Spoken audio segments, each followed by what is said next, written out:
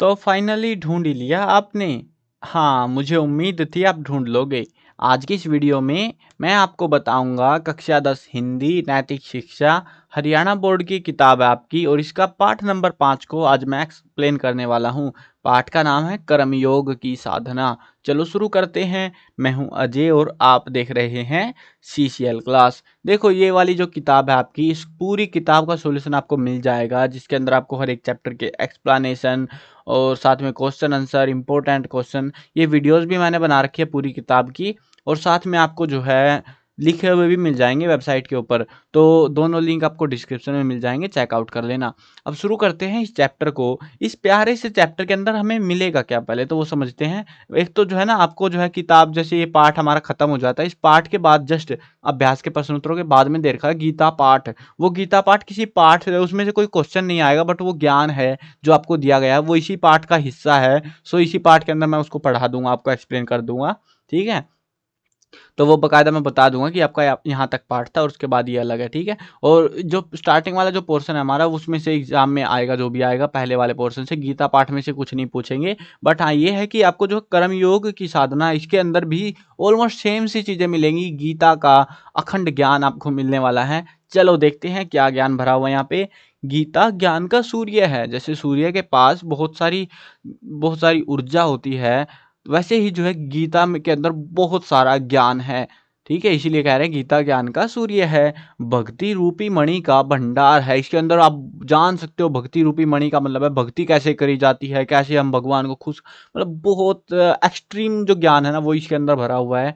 निष्काम कर्म का अगाध सागर है।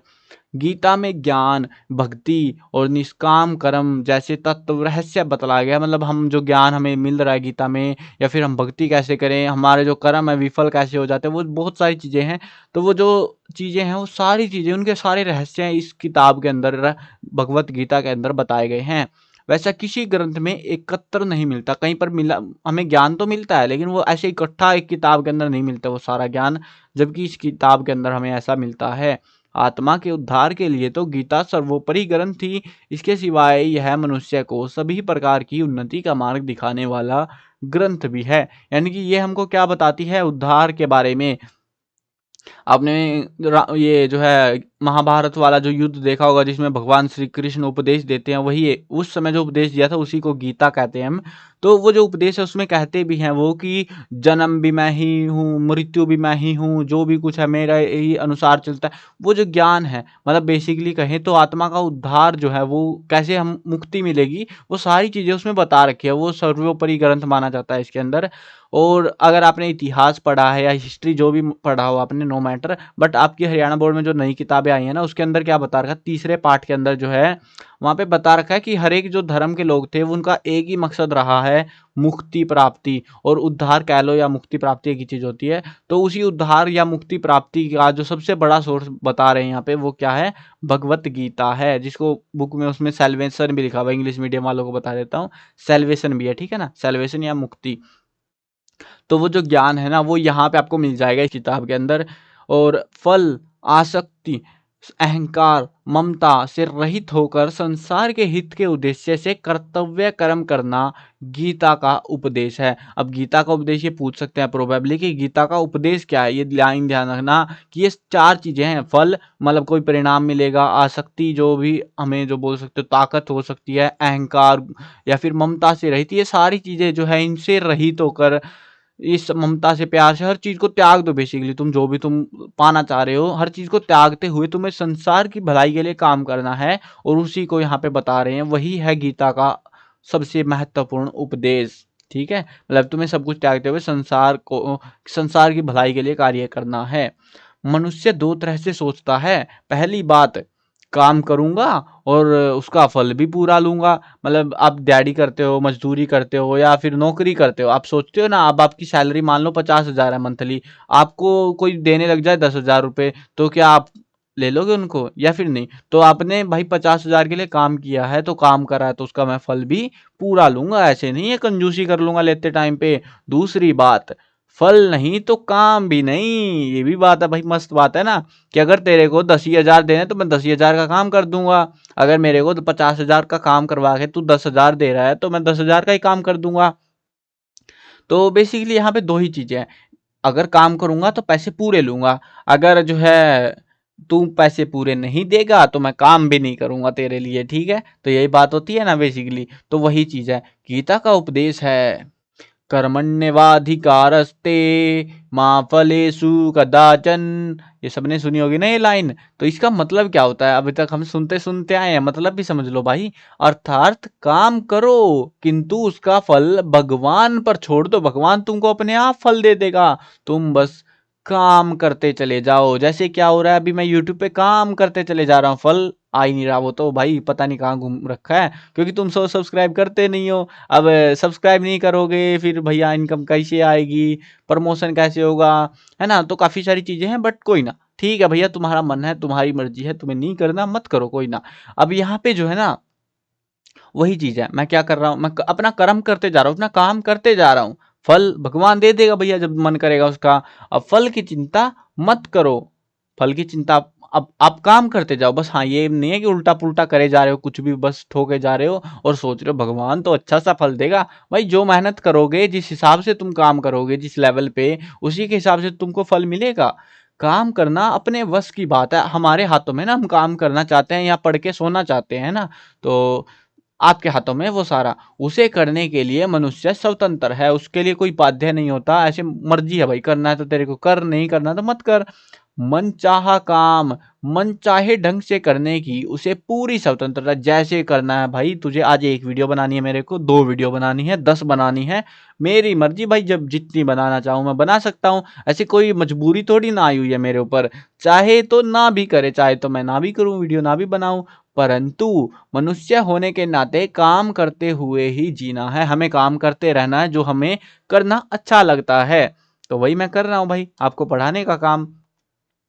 फल पर मनुष्य का अधिकार नहीं है, व्यक्ति मनचाहा फल नहीं पा सकता। अब फल परिणाम जो है वो हमारे हाथों में तो होता नहीं है, वो तो भगवान को देना है, तो वो हमारे हाथों में नहीं है। या फिर हमें, मैं तो देखो भगवान तो देगा देगा भाई, लेकिन वो तो यूट्यूब वालों को देना है। और तुम्हारे व्यूज आएंगे तो पैसा आएगा, नहीं आएंगे तो कोई बात नहीं। तो वो चीजें होती है। अब यहाँ पे वो अपने हाथों में नहीं, अपना काम क्या है, आपको पढ़ाना। अब आपकी मर्जी, आप पढ़ना चाहते हो नहीं चाहते हो, या वीडियो देखना चाहते हो नहीं चाहते हो, वो आपकी इच्छा होती है टोटली। तो वही बात यहाँ पे हो रही है कि फल पर मनुष्य का अधिकार नहीं है, व्यक्ति मनचाहा फल नहीं पा सकता। मैं सोचूं भाई आज से मैं 1 लाख रुपए महीना कमाने लग जाऊं, कैसे कमा लूंगा जब आप लोग देखने ही नहीं आओगे। तो वही चीज है, ठीक है ना। तो इसीलिए हम मनचाहा फल, वो चीज हमारे हाथों में नहीं होती, जो हमारे हाथों में है वो क्या है, काम करना।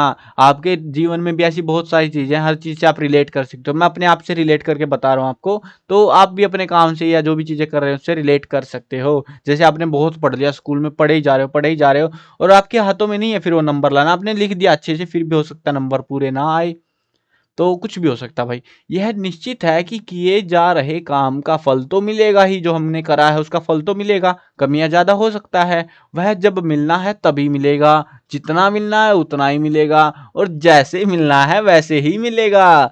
तो भैया टेंशन मुक्त हो जाओ, तब चिंता किस बात की कर रहे हो बेटा। ऐसे मजे में पढ़ते रहो, तुम मजे में सीखते रहो बस चीजों को, जो काम कर रहे हो करते रहो, ठीक है। तो वही चीज यहाँ पे बताई जा रही है, हमें किसी चीज की फालतू टेंशन नहीं लेने का।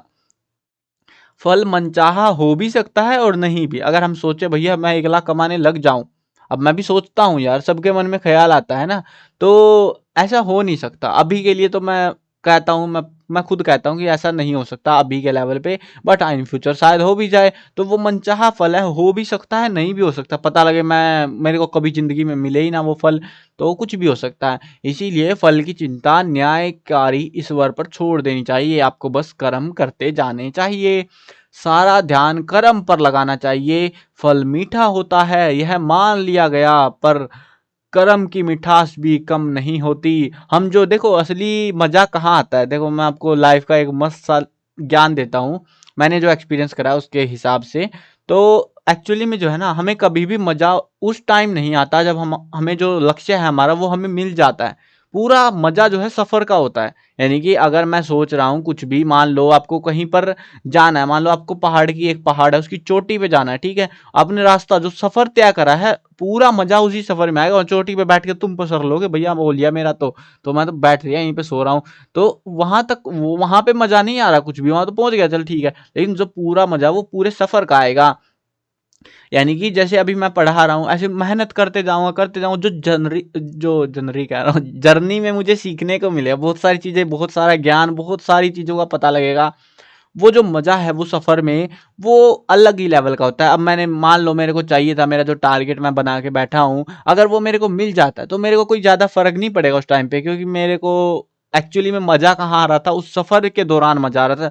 वही चीज यहाँ पे बता रखी है कि फल मीठा होता है, ये तो मान लिया गया है, लेकिन कर्म की मिठास भी कम नहीं होती। जो हमने काम करा है उसकी मिठास जो है, उसका जो सफर का जो मजा है वो अलग ही लेवल का होता है। हाँ, उस मिठास की खोज करनी पड़ती है, ऐसा नहीं है कि तुम पक्के थके लगे पड़े हो अपने काम में। शुभ संकल्प जागे, यह संभाग्य सौभाग्य कह रहा हूं, सौभाग्य की बात है, किस्मत की बात है कह रहे हैं। उस संकल्प को पूरा करने में जुटे, यह गर्व की बात होती है, हमें जो है गर्व करना चाहिए उस चीज के ऊपर। ठीक है, आगे बढ़ते हैं। कर्म का आनंद फल प्राप्त होने के बाद आरंभ होगा। देखो यहाँ पे कर्म का आनंद, आनंद का मतलब जो हमने काम करा उसका मजा जो है ना फल प्राप्त होने के बाद से शुरू हो जाएगा। अब हमारी लाइफ में सुधार आएगा, काफी सारी चीजें होंगी, बट उससे पहले भी मजा बहुत है, उसके बाद तो मजा है ही, वो तो हमको पता है। यह मान लेना ठीक नहीं है, ये बात सोचो तुम। अब हम ये लोग मान लेते हैं, ये सारी चीजें मान लेते हैं, भाई मेरी तो इतनी तनख्वाह आ जाए, मजा आ जाए, जिंदगी सेटल, मस्त काम हो गया।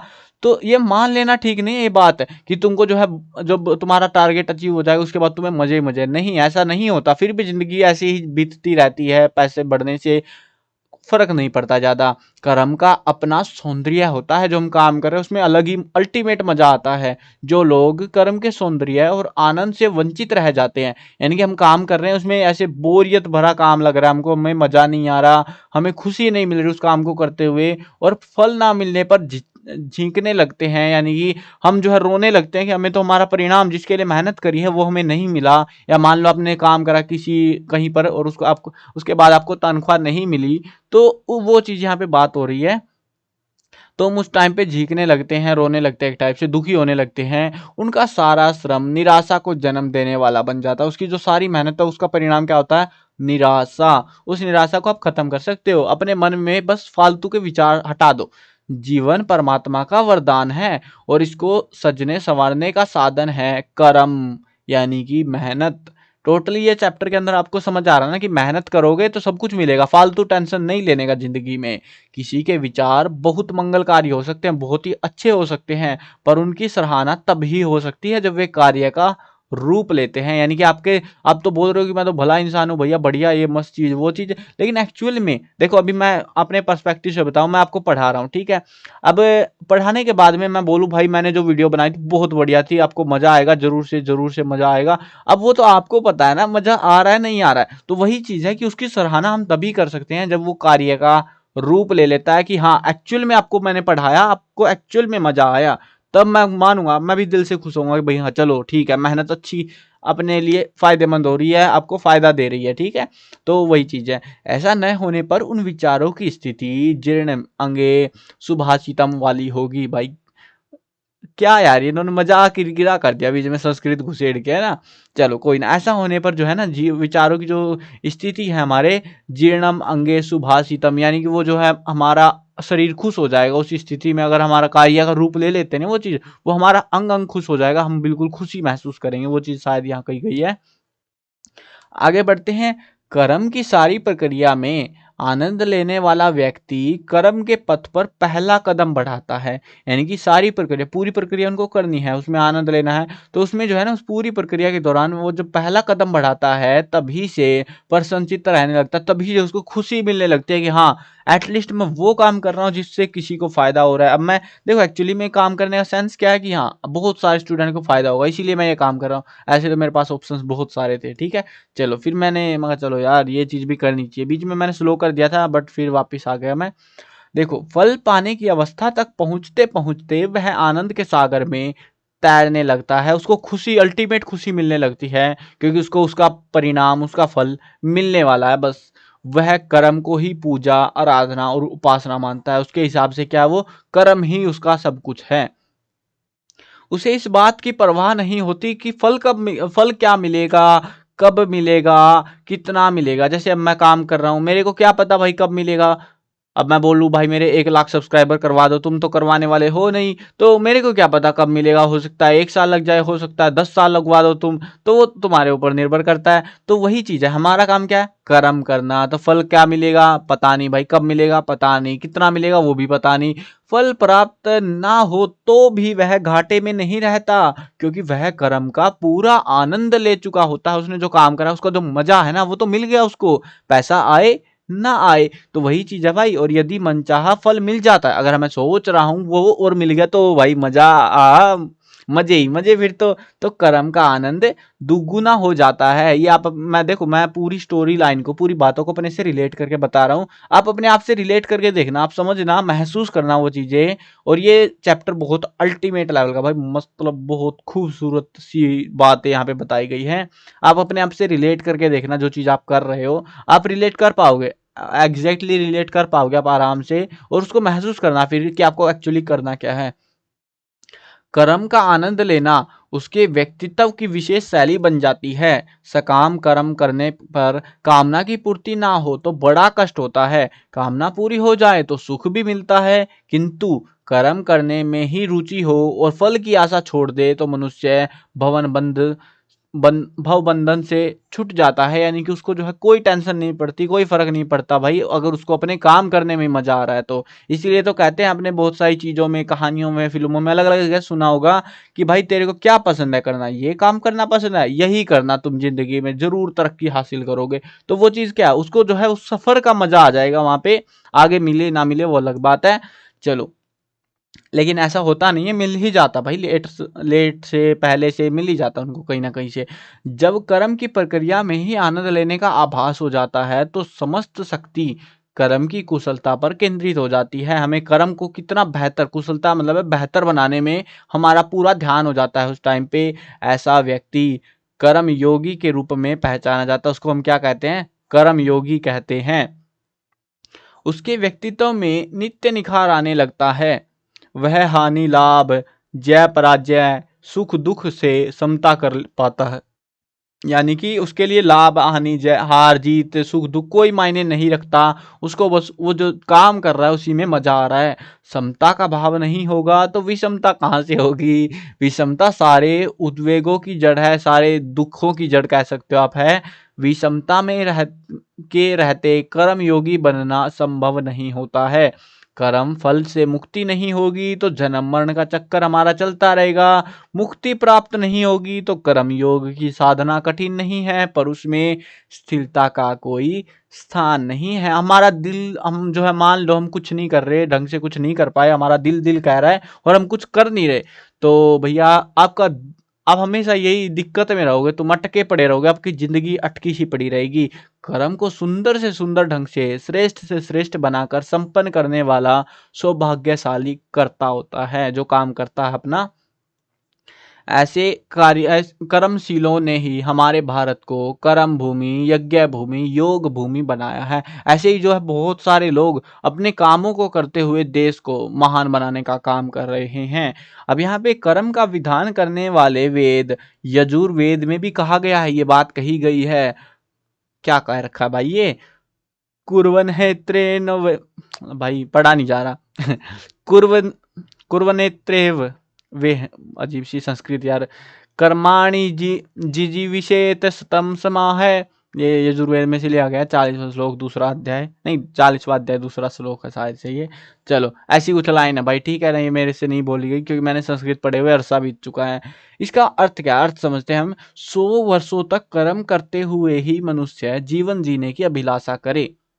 प्रकृति का भी प्रत्येक अव्यक्त कर्मरत दिखाई देता है। सूर्य हो या तारे, हवा हो या पानी, सब के सब कर्म करते हुए सृष्टि के कर्म को गतिशील रखने में सहायक हैं। यानी कि अगर पानी बहना छोड़ दे, हवा चलना छोड़ दे, तो भैया कट लेंगे हम धरती से। सूर्य जो अपना प्रकाश देना छोड़ दे, तारे जो है टिमटिमाना छोड़ दे, तो हम गायब ही हो जाएंगे यहाँ से, हमारा काम ही क्या है फिर इस धरती पर। ये प्राकृतिक उपादान हमें कर्म करने की प्रेरणा देते हैं कि तुम वो लगे हुए हैं, शुरुआत से अनंत तक लगे रहेंगे जब तक हम नहीं मर जाते। तो भैया तुम भी लगे रहो ना, तुम्हें कौन सा दुख है। कहा भी जाता है कर्म ही पूजा है, ये तो सुना ही होगा आपने। कर्म का क्षेत्र इतना व्यापक होता है कि इसको एक छोटे दायरे में नहीं समेटा जा सकता।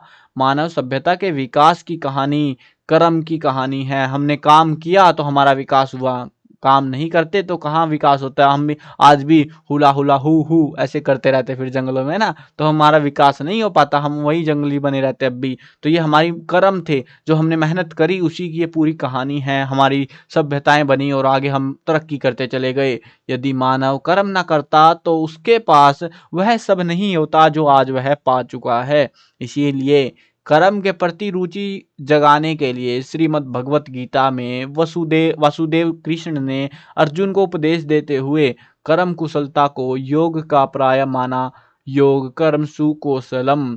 योग कर्म जो है मतलब योग जो है कर्म जो हम कर रहे हैं उसी में हमारी कुशलता है, वही जो कर्म है हमारे वही हमको बेहतर बनाएंगे। तो ये उन्होंने कहा था।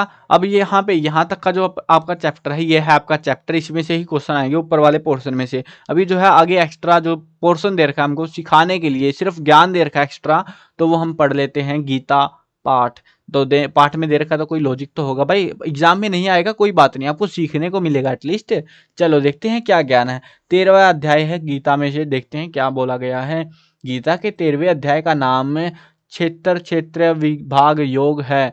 इस अध्याय में 34 श्लोक है, जिनके ज्ञान पूर्वक प्रकृति पुरुष का निरूपण एवं क्षेत्रज्ञ का विस्तार पूर्वक प्रतिपादन किया गया है। यानी कि हमें वहां पे डिटेलिंग में देखने को मिलती है हमारे कर्म के बारे में। पहले श्लोक से 18वें श्लोक पर्यटन क्षेत्र और क्षेत्रज्ञ के स्वरूप का निरूपण, और 19वें श्लोक से 34वें श्लोक पर्यंत प्रकृति पुरुष के स्वभाव प्रभाव का निरूपण किया गया है। श्री कृष्ण ने क्षेत्र शरीर और क्षेत्रज्ञ जीव आत्मा को ज्ञान को बताया है। यहाँ पे समझते हैं क्या बताया है, ठीक है। क्षेत्रज्ञ चापी मां विद्धि सर्वे क्षेत्रेषु भारत, क्षेत्र ज्ञानो ज्ञानम यत् ज्ञानम मतम मम। तो ये यहाँ पे एड्रेस दे रखा है उसका जीपीएस। हे अर्जुन, अर्जुन को उपदेश दिए थे ना, सारा ज्ञान जो है अर्जुन को पेला गया था वहां पे। तो अर्जुन से बोलते हैं भगवान श्री कृष्ण, हे अर्जुन, तू सब क्षेत्रों यानी सब शरीरों में क्षेत्र यानी कि जीवात्मा अर्थात जीवात्मा मुझको ही जान। क्षेत्र और क्षेत्रज का अर्थात विकार रहित प्रकृति का और पुरुष का जो तत्व रूपी ज्ञान है वही वास्तविक ज्ञान है, ऐसा मेरा मानना है, ऐसा मेरा मत है। यानी कि बोल सकते हो यहाँ पे जो भी चीजें है ना वो सेम ही है। यहाँ पे थोड़ा सा कंफ्यूजन होगा आपको कि क्या चल रहा है भैया, ये मतलब कह क्या दिया अर्जुन ने ना। देखो समझो इस बात को, जो शरीर है, जो जीव आत्मा है, मुझको ही जान क्षेत्र, मेरे को ही जान लो, मेरा मैं ही सबका शरीर हूं, मैं ही सबकी आत्मा हूं, ऐसी यहाँ पे बात हुई है, ठीक है ना, कंफ्यूज नहीं होना। शरीर को क्षेत्र कहा गया है।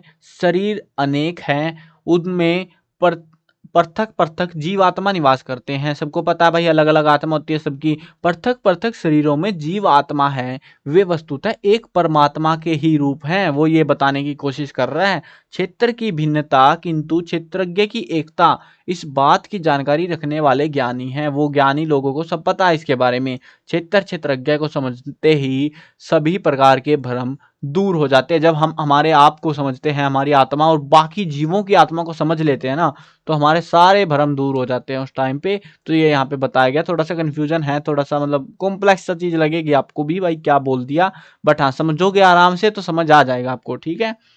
14वें अध्याय के अंदर देखते हैं, 14वें अध्याय के अंदर क्या है।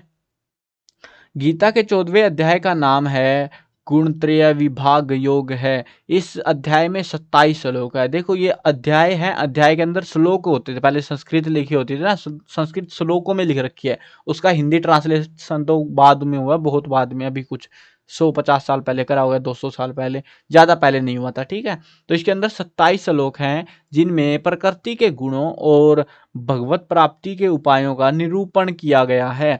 प्रथम श्लोक से चतुर्थ श्लोक पर्यटन ज्ञान की महिमा का वर्णन करते हुए, यानी कि यहाँ पे बता रहे हैं इसके अंदर जो 27 श्लोक है ना, हमें तो एक ही श्लोक दे रखा है, यहाँ पे 27 श्लोक है, तो वहां से बता रहे हैं कि पहले श्लोक से लेकर चतुर्थ श्लोक चौथे श्लोक तक ये हमें मिलेगा ज्ञान की महिमा का वर्णन करते हुए। प्रकृति पुरुष के संबंध से जगत उत्पत्ति का निरूपण है। 5वें श्लोक से मतलब बता रहे हैं उसके बारे में, उसमें क्या क्या मिलेगा हमको। 5वें श्लोक से 18वें श्लोक तक प्रकृति के सत्व रजतम गुणों के स्वभाव और प्रभाव का विशद विवेचन है। 19वें श्लोक से लेकर 27वें श्लोक तक गुणातीत महापुरुष के स्वरूप का वर्णन करते हुए भगवत प्राप्ति के उपायों का वर्णन किया गया है। भक्ति योग से भगवत प्राप्ति के फल का निरूपण करते हुए ये बात कही गई है। यानी कि ये कौन सा श्लोक है? 14वां अध्याय 26वां श्लोक है। तो यहाँ पे 19 और 26 में इसके अंदर जो बताया गया वही इसके अंदर मिलेगा हमको। देखते हैं क्या बताया गया है।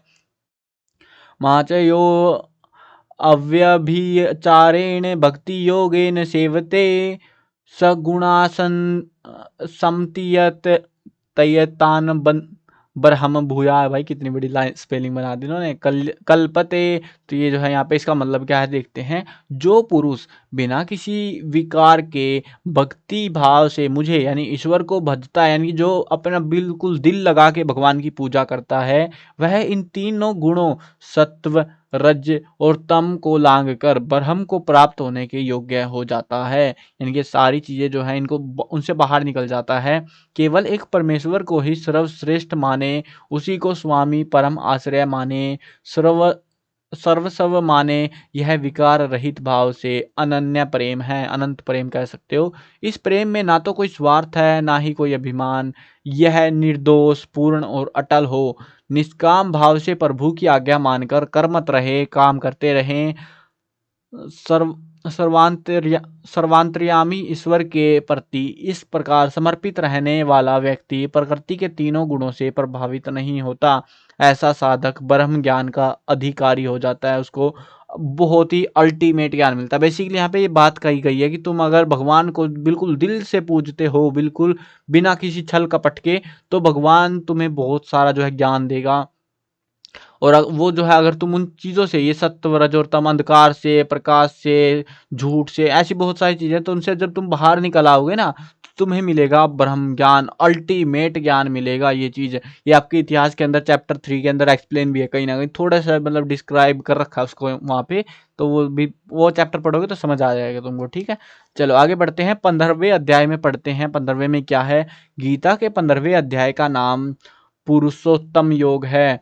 इस अध्याय में 20 श्लोक है, जिनमें संसार वृक्ष का निरूपण, जीवात्मा आदि विषयों का वर्णन, परमेश्वर के स्वभाव प्रभाव का वर्णन करते हुए भगवत प्राप्ति के उपायों का निरूपण किया गया है। प्रथम श्लोक से छठे श्लोक पर्यटन यानी कि छठे श्लोक तक जो है संसार रूपी वृक्ष का वर्णन है, स्वरूप ज्ञान के फल का निरूपण और भगवत प्राप्ति के उपायों का वर्णन यहाँ पे किया गया है। अब 7वें से 11वें श्लोक तक जीव आत्मा के स्वरूप एवं क्रियाओं का वर्णन किया गया है। 12वें श्लोक से लेके 15वें श्लोक तक, टोटल 20 है ना, तो 12वें से 15वें श्लोक तक परमेश्वर के विभिन्न स्वरूपों का एवं उनके द्वारा प्रतिपादित कर्मों का निरूपण किया गया है। 16वें श्लोक से लेके 20वें श्लोक पर्यटन यानी शरीर और जीवात्मा, अक्सर कह रहे हैं जिसको, तो जीवात्मा और पुरुषोत्तम के स्वरूप का प्रतिपादन है, वहां पे वो देखने को मिलता है। निष्काम निर्द्वंद्व व्यक्ति के द्वारा परम पद की प्राप्ति का वर्णन करते हुए श्री कृष्ण जी कहते हैं। अब ये हमारा 15वां श्लोक है, 15वां अध्याय है और 5वां श्लोक है। ये जो है एक नहीं है, ये डंडा ही है, ऐसे वाला डंडा हो जाता है कहीं बार टाइपिंग करते टाइम हो जाती है एरर। चलो कोई ना, देखो यहाँ पे 15वां श्लोक है, 15वां अध्याय है, 5वां श्लोक है। अब यहाँ पे क्या कहा गया है? निर्माण मोहा जित संग दोषा अध्यात्म नित्या विनिवृत्त कामा है, द्वंद्वे विरमुक्ता है, सुख दू है, खसन गय, पता नहीं भाई, पढ़ा नहीं जा रहा, छोड़ो। पदम वयम तत्, तुमसे भी नहीं पढ़ा जाएगा, मेरे से भी नहीं। ठीक है, जो संस्कृत पढ़ता हूँ वो पढ़ लेंगे, बट थोड़ा सा संधि विच्छेद ही करता रह जाऊंगा वहाँ पे, छोड़ो, टाइम वेस्ट नहीं करते वहाँ पे।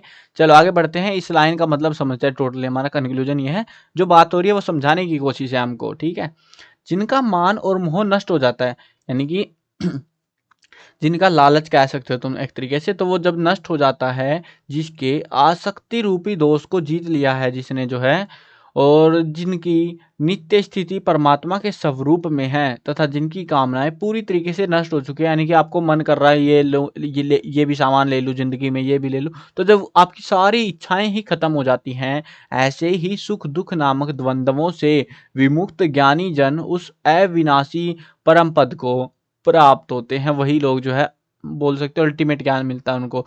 मानसिक शक्तियों के विकास से मान सम्मान, बढ़ाई और प्रतिष्ठा की प्राप्ति होती है। मोह अविवेक और एक भ्रम का सूचक है।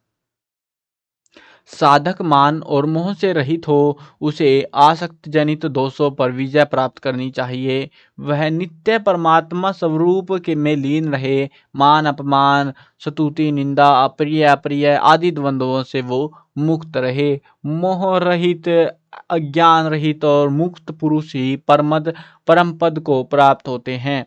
परमेश्वर की कृपा तो प्राणी मात्र पर रहती है। भक्त साधक ज्ञानी ध्यानी उसको विशेष रूप से प्रिय होते हैं, यानी कि जो कह सकते हो कि जो लोग हैं ना अपनी सारी इच्छाएं त्याग देते हैं ना, उनको जीवन में अनंत सुख प्राप्त होता है, वो सारे झंझटों से बाहर निकल आते हैं। वो यहाँ पे बताने की कोशिश की जा रही है। ठीक है, चलो आगे पढ़ते हैं। यहाँ पे बस एक लाइन लिखी गई है, डॉक्टर बद्री प्रसाद पंचोली ने बात कही है, इसके एक्सप्लेनेशन बुक के अंदर नहीं थी। सो कोई बात नहीं यार, देखो मैंने एक्सप्लेनेशन इसीलिए नहीं दी क्योंकि एग्जाम में तो वैसे भी नहीं आना, तो क्यों टेंशन लेनी फालतू के ना। तो ये वैसे बस ज्ञान के लिए, एक्स्ट्रा नॉलेज के लिए दे रखा है। कर्म भूमि संदेश, कर्म भूमि का नाम दे, सॉरी कर्म योग का नाम दे, अर्जुन को उपदेश बना देव की सूत दिया, कायर मत बन पार्थ, नहीं मार्ग आया तब का। भाई क्या बना रखा है इसने, कुछ तुकबंदी भी नहीं हो रही यहाँ पे तो। छोड़ विचार अपार्थ, तज प्रमाद तू युद्ध कर, कुंती सूत का प्रश्न, अपनों से कैसे लड़ूं। अच्छा ये ज्ञान मतलब ऐसा कहीं कहीं ऐसी फील आ रही है मेरे को जैसे वो बात कहना चाह रहा है, उस संस्कृत से मिक्स मसाला बना रखा है इसने। उत्तर देते कृष्ण, धर्म युद्ध कर जय वन, मतलब कर्म, यहाँ पे जो है ना ये बात यहाँ पे कुछ कह रहे हैं कि कर्म भूमि में संदेश दिया जाता है, कर्म योग का तू नाम दे। फिर अर्जुन को उपदेश दिया, बना देव की सूत दिया, तुमके ये बना दिया। फिर कायर मत बन पार्थ, ऐसा बात होती है तो नहीं मार्ग आए तब का, मेरे पास कोई रास्ता नहीं है, अपने विचार त्याग दो। ऐसी चीजें यहाँ पे बोली जा रही है भगवान श्री कृष्ण की और अर्जुन की, कहीं ना कहीं वार्तालाप टाइप सी की फील आ रही है इसमें। तो ऐसी कुछ बातें उनके आपस में चल रही हैं। चलो ये तो आपका इस चैप्टर के अंदर, आई होप चैप्टर समझ आ गया होगा। बाकी मैंने बता दिया है, चैप्टर आपका यहाँ तक नहीं है, चैप्टर आपका ऊपर तक है। ये बस एडिशनल ज्ञान दे रखा है आपको फालतू का। ठीक है, मतलब आपको समझना हो तो भाई समझ लेना, नहीं समझना तो छोड़ देना, कोई बात नहीं, नो मैटर। ठीक है, ये गीता पाठ है, हर एक किताब में मिलेगा आपको, 11वीं में भी दे रखा है, 12वीं में भी दे रखा है। ठीक है, सो मन करे तो पढ़ लेना, बाकी एग्जाम में तो यहीं तक आएगा। ठीक है, चलो आई होप चैप्टर समझ आया होगा। और खत्म करते हैं वीडियो को। मैं कवर करने वाला हूँ क्लास 1 से लेकर 12th तक सभी सब्जेक्ट की वीडियो, हिंदी मीडियम और इंग्लिश मीडियम दोनों में होने वाली है। तो सब्सक्राइब करो, साथ में घंटी दबाओ ताकि कोई भी अपडेट आए आपको बिल्कुल टाइम से मिल जाए।